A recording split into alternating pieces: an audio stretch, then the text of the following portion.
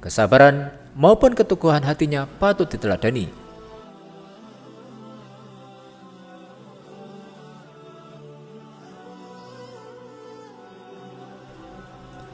Asyah binti Muzahim memiliki semua yang diinginkan wanita di dunia, mulai wajah rupawan, kecerdasan, kekuasaan, hingga harta yang melimpah. Meski begitu, ia tidak mudah tergoda dan tetap mampu menjaga keimanannya.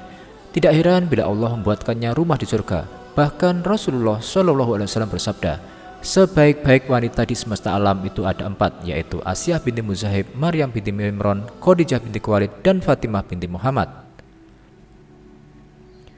Asyah merupakan ratu dan istri Raja Mesir yaitu Fir'aun. Seperti diketahui, Fir'aun merupakan raja yang sangat berkuasa, tapi terlalu sombong sampai menganggap dirinya Tuhan.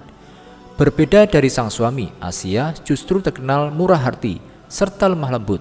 Perempuan yang hidup pada masa Musa ini diceritakan senantiasa menyayangi orang-orang miskin.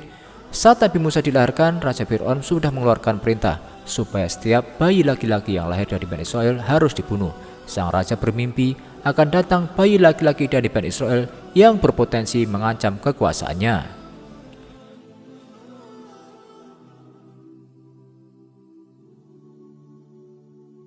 Suatu hari ketika Asyah tengah duduk di taman dan istananya yang dialiri sungai, ia melihat sebuah benda terapung lalu mengalir ke arahnya. Atas perintah Asyah, dayang-dayang istana kemudian mengambil benda tersebut. Betapa terkejutnya Asyah saat melihat ada bayi laki-laki di dalam benda yang mirip peti itu. Naluri keibunannya pun muncul. Ia ingin merawat si bayi. Namun ketika kabar tersebut sampai ke Fir'aun, sang raja langsung menyuruh utusannya untuk membunuh bayi itu. Beruntung Asyah berhasil mencegahnya. Ia kemudian berupaya melembutkan hati suaminya agar bersedia menjadikan si bayi anak angkat. Fir'aun lalu menyetujui permintaan Asyah. Walaupun dirinya seorang raja yang sangat diktator, tapi ia sangat mencintai istrinya. Bayi merah yang ternyata Nabi Musa itu tumbuh besar di dalam istana dengan kasih sayang Asyah. Ketika sudah dewasa serta diangkat menjadi nabi, ia diperintahkan Allah untuk menyampaikan wahyunya kepada semua orang termasuk ayah juga ibu angkatnya. Tanpa keraguan, Asyah kemudian mempercayai wahyu tersebut dan beriman pada Allah. Ia tahu suaminya tidak akan mensetujui keputusannya itu, tapi dirinya yakin langkah yang diambilnya sudah benar. Sesuai perkiraan, saat mendengar penyampaian Nabi Musa, amarah Fir'aun tidak terbelung lagi. Dia bahkan langsung memerintahkan prajuritnya agar membunuh semua orang yang mengikuti ajakan Musa, tidak terkecuali istrinya. Kebenciannya telah merasuki seluruh jiwa Fir'aun hingga dirinya lupa rasa cintanya terhadap sang istri.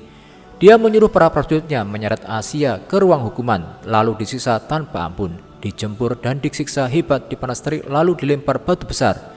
Tiada lagi penghormatan ataupun belas kasihan kepada sang ratu.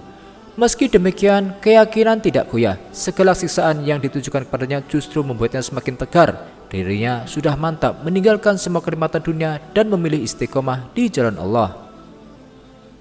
Melihat istrinya yang tetap teguh mengikuti ajaran Musa, Fir'aun makin murka. Dia lalu memerintahkan al-Qudjunya untuk langsung membunuh Asyah.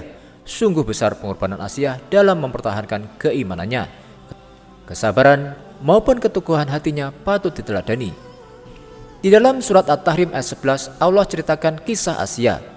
Dan Allah membuat istri Fir'aun perumpamaan bagi orang-orang yang beriman ketika ia berkata, "Ya Rabbku, bangunkanlah untukku sebuah rumah di sisimu dalam Firdaus, dan selamatkanlah aku dari Fir'aun dan perbuatannya, dan selamatkanlah aku dari kaum yang zalim."